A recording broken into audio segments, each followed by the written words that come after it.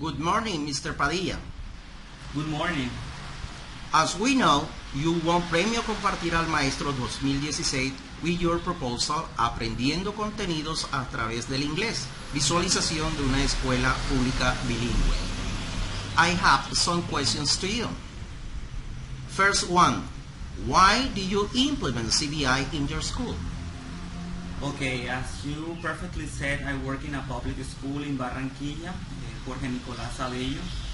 It is located in Los Andes neighborhood, and I decided to implement this as a result of my master degree. I started a research project in the master degree, but first of all, I started studying at Universidad del Norte de especialización en enseñanza del inglés.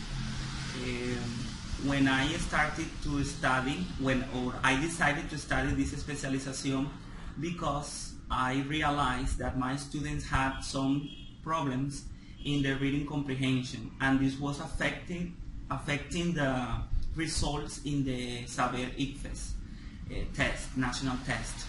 That's why I wanted to develop or implement some strategies that help me improve and increase the results in this national test.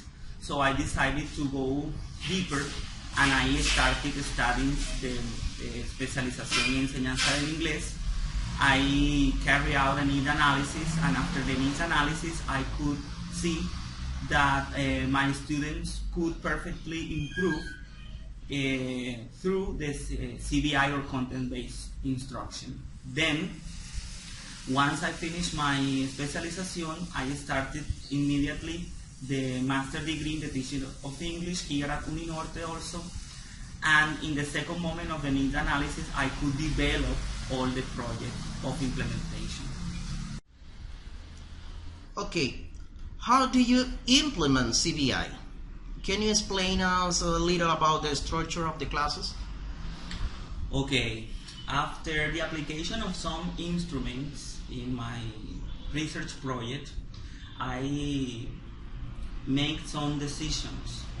I also analyze the official documents of the school, like the PI, like the modelo pedagógico, the curriculum, and also I interview the English teachers and coordinators and the principals. Once I had all these instruments applied and I analyzed them, I could see that I could implement the CBI, and I decided to design the course. How I can talk about the structure of the class. At the very beginning, I started implementing CBI as oriented to topic-based or theme-based. Okay, inside my English class, I have to say, and I have to be clear with this, I started my research project with 9 and 10 graders because the idea was to improve their reading comprehension and also the knowledge of different subjects through English because of the ICFES test, as I said before. I started with those two levels, and I had a success. I was successful on that because the result of the ICFES test the following years were very high. So inside the English class, I started to explain the different structures and skills in English, but using the topics of other subjects. For example, if I wanted to teach the habits, or if I wanted to teach the routines, I use the life cycle or the cycle of the plants, the parts of the plant, or how a plant or an animal grow or develop, to explain the present simple, for example. And that was at the very beginning.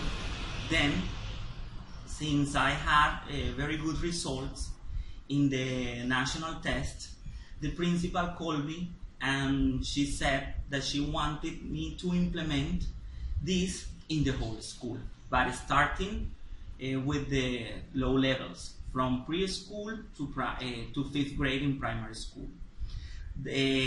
When I started to do that, we decided to use the CBI, but as an immersion.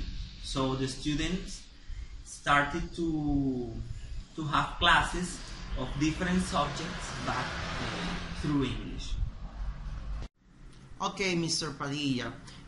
How many hours per week do you teach, and what academic subject do you cover? Okay, so I started teaching 3 hours a week of content-based instruction in 9th and 10th grade. But then when I had good results, I increased the number of hours to 6 hours per week. Then when it became official, when the principal called me and she saw the results, and we started to implement the CBI, or content-based instruction, in the whole school, we dedicated 2 hours per subject.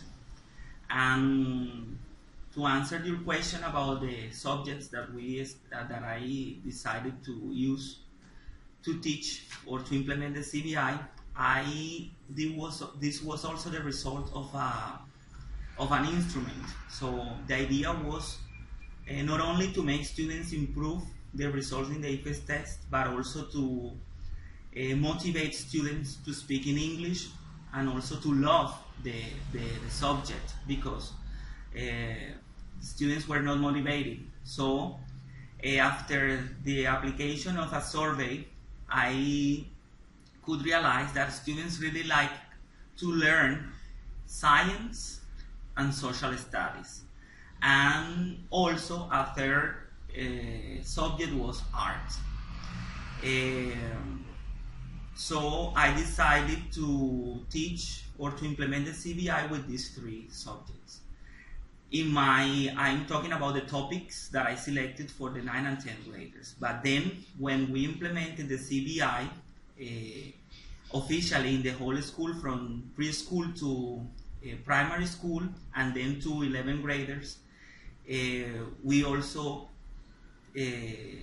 started to teach 2 hours of science, 2 hours of social studies, 2 hours of art, and 2 hours of math. Do you have any recommendation for others who are thinking about implementing CBI in their schools? Okay, to you teachers, I can say that you have to be aware of your teaching process. That is very important to develop metacognition of the process. Also, to share ideas constantly with your colleagues, because in those meetings of professionals of the education, there are always excellent ideas to improve our process in the classroom. And to be, or to have your mind wide open to new things, to changes. Don't be afraid of implement things that are new, or probably that are new to you or in your classroom. And regarding CBI, I think that I know that there are many students there in that class that come from public schools or are teaching in public schools, and one of their complaints is that CBI cannot be implemented because they are only teaching 3 hours a week. This is not an obstacle for that, or to implement CBI. CBI can easily be implemented in 2-3 hours. Everything depends on the methodology. I suggest you to read a lot about the characteristic of CBI, which is an approach that derives from the communicative approach also, and that will help you improve your students' level of English. Thank you very much. Okay, thank you for inviting me, and thank you for this interview. Bye.